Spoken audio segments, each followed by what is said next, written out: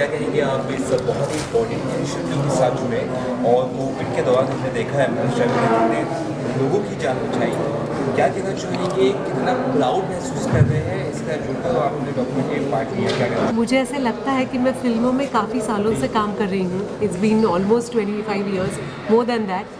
लेकिन फ़िल्मों ने कोई ऐसा सब्जेक्ट छोड़ा नहीं है किसी भी इशू के लिए कि उनके ऊपर फ़िल्म नहीं बनाई गई है। लेकिन सातपुड़ा सुपर सेवियर्स का जो कॉन्सेप्ट है, सातपुड़ा इंजीनियरिंग की जो कंप्लीट एफर्ट और एंडेवर है, वो इस बारे में है जिसके ऊपर हमारा कभी ध्यान नहीं गया था। It is all about ambulance drivers and ambulance service providers. तो मुझे बहुत ही प्राउड महसूस हो रहा है क्योंकि ये ऐसे लोग हैं हमारी सोसाइटी के जो काफ़ी मेहनत करते हैं, जो अपनी जान हथेली पे रख के काम करते हैं, लेकिन उनको उनके काम का क्रेडिट नहीं मिलता है। तो we are making a YouTube series of 8 episodes जिसके लिए हम आप सभी का स्वागत करते हैं। आप आइए, देखिए, और सिर्फ देखने से आपका मनोरंजन नहीं होने वाला है।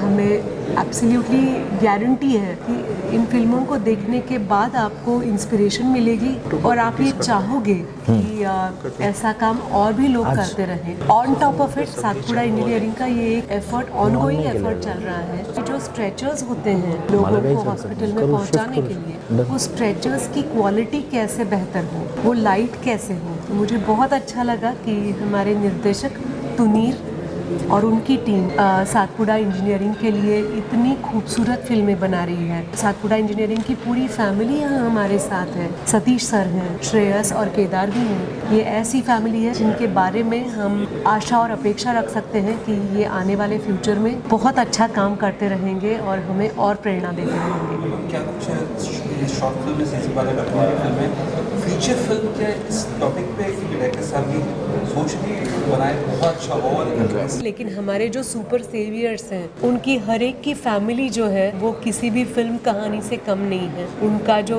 कोविड के दरमियान, लॉकडाउन के दरमियान जो स्ट्रगल रहा है, वो किसी भी फिल्म से कम नहीं है। तो हम तो तैयार हैं। मुझे यकीन है कि सातपुड़ा फैमिली तैयार है कहानियाँ लेकर। हम तैयार हैं कहानियाँ पेश करने के लिए। अब तुनीर के ऊपर है कि वो इसे कैसे आगे ले जाए। आपसे जानना चाहेंगे आपने इसके लिए कितनी तैयारी की, क्योंकि आपने काफ़ी बारीकी जो है बात बताई, उसके लिए आपने कितनी तैयारी की?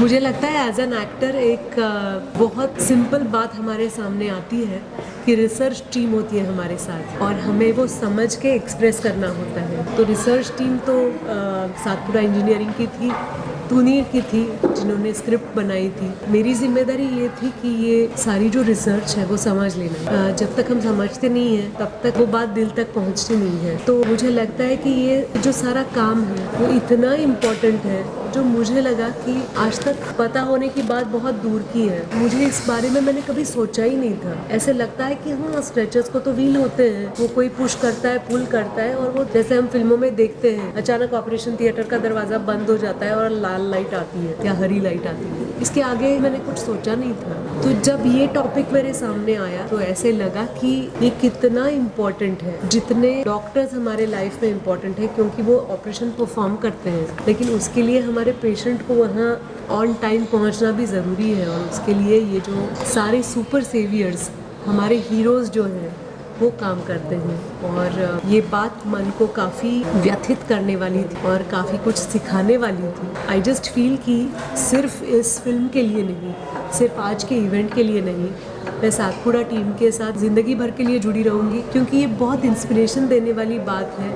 और हमारे सोसाइटी के ऐसे लोग हैं जिनको हमने कभी अहमियत नहीं दी है।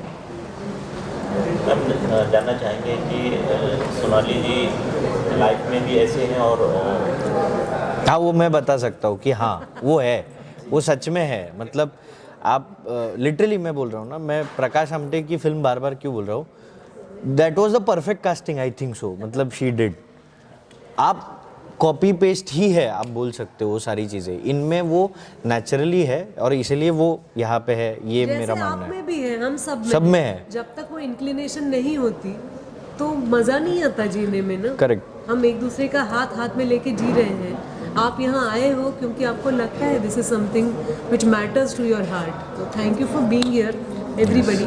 Thank you so much.